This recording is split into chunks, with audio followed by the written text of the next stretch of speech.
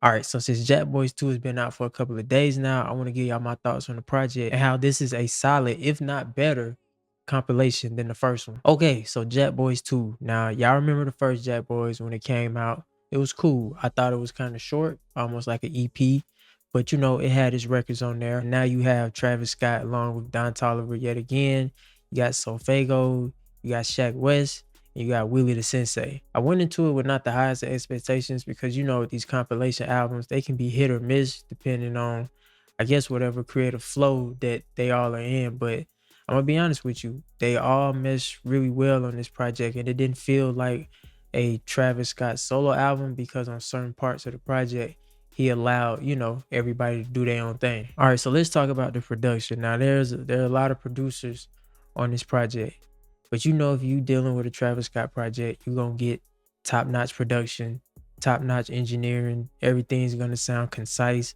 Some records, you know, the bass sounds a little distorted, but when we're talking about Travis Scott here, I mean that's probably done on purpose. But in terms of the production, you got Cardo.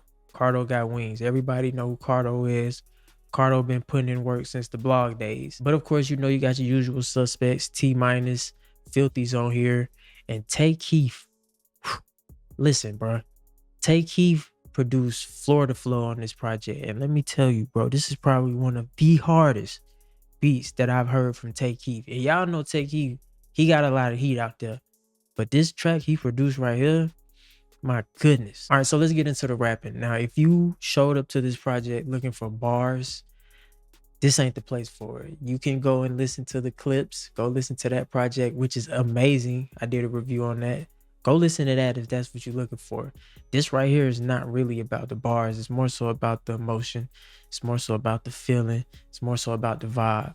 So, you know, when I went into it, I wasn't going into it really listening to see what they were talking about. Because for me, Travis Scott and, you know, the JackBoys or whatever, they have a style which is more vibe than trying to get a point across or get words across. And a lot of times they tend to use their voices like instruments versus, you know, actually trying to deliver a message. Now, one of my favorite songs, which is Florida Flow, Travis does kind of get in his bag where he's rapping about the days of the past when, you know, they were on the come up and, you know, they were sharing rooms and, you know, buying one-way tickets to places to try to, you know, realize their dream.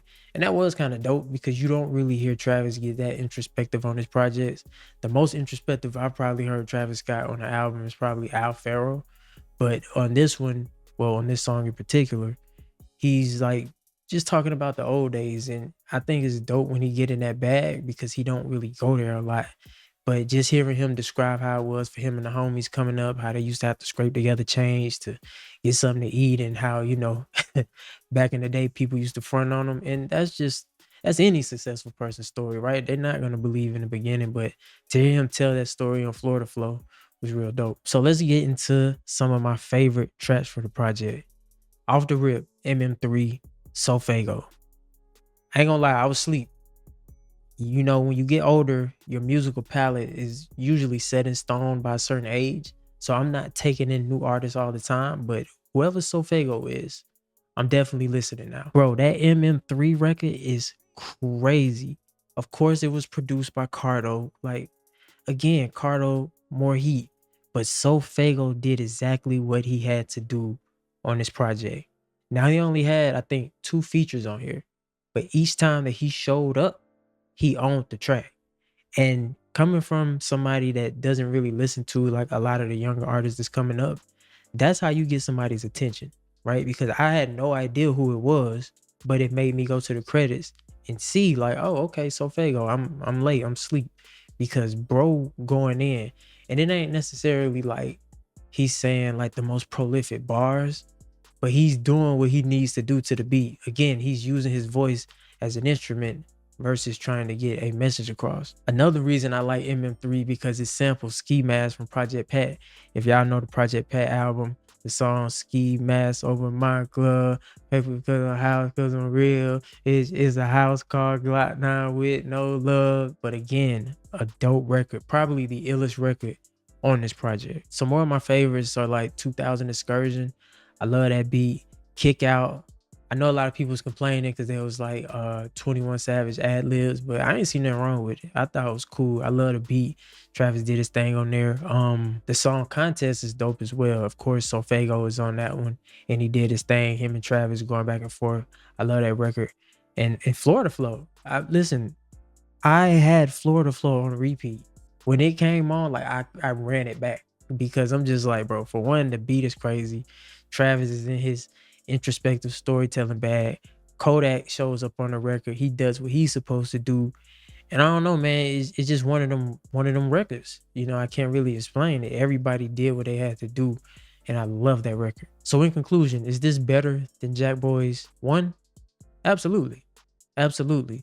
It's a lot of tracks on there, but you know how it is with the streaming numbers and the rules, and the more songs that you have on a project, you know, money or whatever. But I liked about 10 records from this project. And you know, going into it after listening to the Clips album and reviewing that, I can respect that Travis has his sound, the Clips have their sound, but they both can coexist in this realm of hip hop. Like everything doesn't have to be one way. You know what I mean? And I can appreciate Travis and the whole crew for sticking to their sound.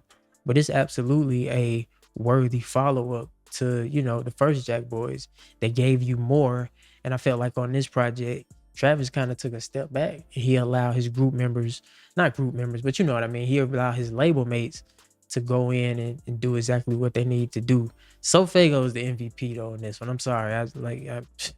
MM3 just clears everything on this project, and then Florida Flow after that. But yeah, man, it's the kid Ríez. Until next time, ladies and gentlemen, make sure y'all be safe, stay carefree, and I'll catch y'all later. Peace.